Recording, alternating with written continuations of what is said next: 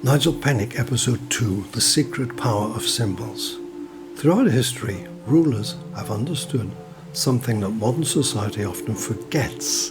People do not live by economics alone. They live by stories, by symbols, by myths.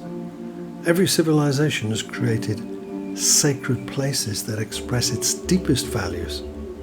But what happens when those symbols are placed in the service of political power? In this episode, Nigel Pennick explores one of the most controversial chapters in the history of sacred tradition. Why do symbols have so much power over us? Original interview by Chris Ashton for Quicksilver Messenger magazine. S2 Chapter 1 The Dark Experiment. Symbols are never just decorations. Throughout history, they have expressed the deepest beliefs of a civilization. Political movements have always understood this. They recognize that symbols, monuments, and ceremonies can unite people around a common identity. During the 1930s, the National Socialist movement in Germany became intensely interested in ancient traditions, sacred places, and the mythology of the Germanic past. They believed that these things could help create a new national consciousness. Much has been written about Hitler himself, but it was Heinrich Himmler who was particularly fascinated by these subjects. Under his influence, the SS began to study folklore, archaeology, ancient symbols, and the old sacred sites of Europe. It is important to understand that these traditions did not belong to the Nazis. Most of them were centuries, or even thousands of years, older. The regime appropriated them and reinterpreted them for its own political purposes. That distinction is absolutely crucial. Ancient traditions are one thing. Political ideology is something quite different. To understand what happened, we first have to understand why symbols possess such extraordinary power over human beings. Chapter 2 Power and Landscape. Throughout history, centres of power have rarely been placed by accident. Kings, emperors, and religious leaders understood that certain places carried great symbolic importance. Capitals, temples, palaces, and ceremonial centres were often chosen because they expressed something about the identity of the nation itself. The landscape was never simply a backdrop. It became part of the political and spiritual life of a people. You can see this in many cultures. Ancient Egypt, Imperial China, Rome, Tibet, and medieval Europe all developed their own sacred geography. Although the traditions were different, they shared the belief that the centre of a civilization should reflect its deepest values. The National Socialists understood this principle, but they interpreted it through their own ideology. They searched for ancient sites and symbols that they believed could reinforce their political vision. That doesn't mean those places belonged to them. Long before the 20th century, they had carried entirely different meanings for entirely different societies. The important question is not why sacred places exist, but why political movements are so eager to claim them. Chapter 3 Symbols and Memory. Human beings don't simply respond to ideas, we respond to symbols. A flag, a monument, a sacred building, or even a landscape can express a history and an identity far more powerfully than words alone. Every civilization has developed symbols that connect people with their past.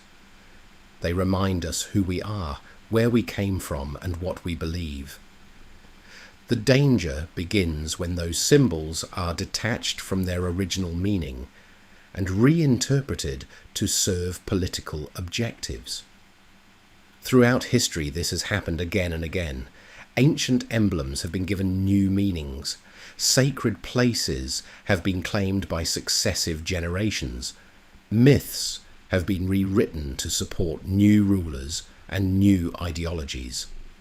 The symbols themselves are neither good nor evil. Their meaning depends entirely upon the intentions of those who use them.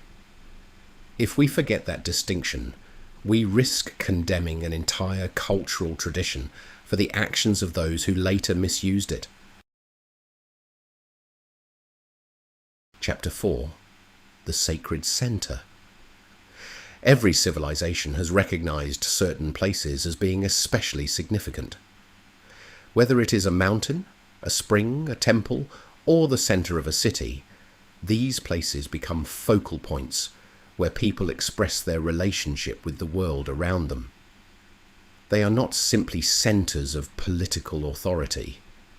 They are centres of memory, identity, and meaning. In many traditional societies, the sacred centre was understood as the place where heaven and earth were brought into harmony. It provided both a geographical and a spiritual point of reference. Different cultures express this in different ways, but the underlying idea appears remarkably consistent across history. The mistake is to imagine that these places possess power because of politics.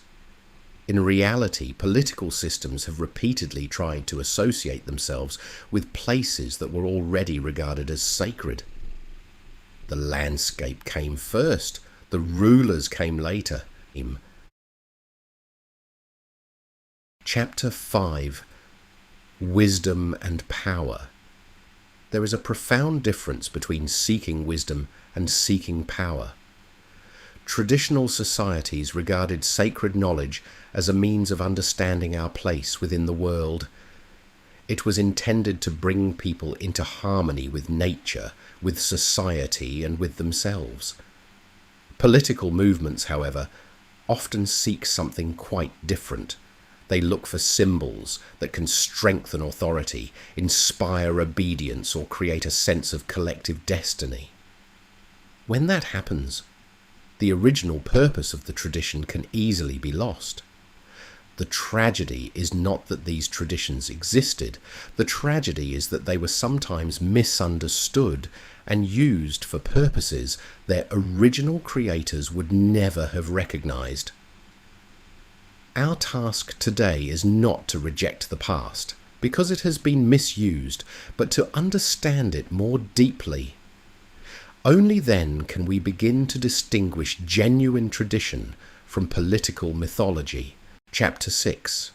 Recovering Wisdom. History teaches us that knowledge itself is neither good nor evil. The same traditions that have inspired great works of art, architecture, and spirituality have, at times, also been distorted for political purposes. That is why it is so important to study these traditions honestly, without romanticizing them and without condemning them because of the way they have sometimes been abused. If we lose our understanding of the past, we lose part of our understanding of ourselves. The real value of these traditions lies not in power, but in wisdom. They remind us that human beings have always searched for meaning, for belonging, and for a deeper relationship with the world they inhabit. Perhaps the greatest lesson is that every generation must choose how it will use the inheritance it receives. Closing reflection. Ancient traditions do not belong to any one nation or any one religion or any one political movement. They belong to humanity. Symbols have no morality of their own. It's people who give them meaning. The swastika was a sacred symbol for thousands of years before it became associated with Nazism. Sacred mountains have been revered by many different religions. Churches were often built on sites that had already been considered holy for centuries. Every civilization inherits the past, and every civilization reinterprets the past. As Nigel Pennick reminds us, we should never confuse an ancient tradition with the ideology that later claimed it. In our next episode, we leave the world of politics behind and return to another question. So what were exactly the runes, and why do they continue to fascinate us more than 1,000 years later?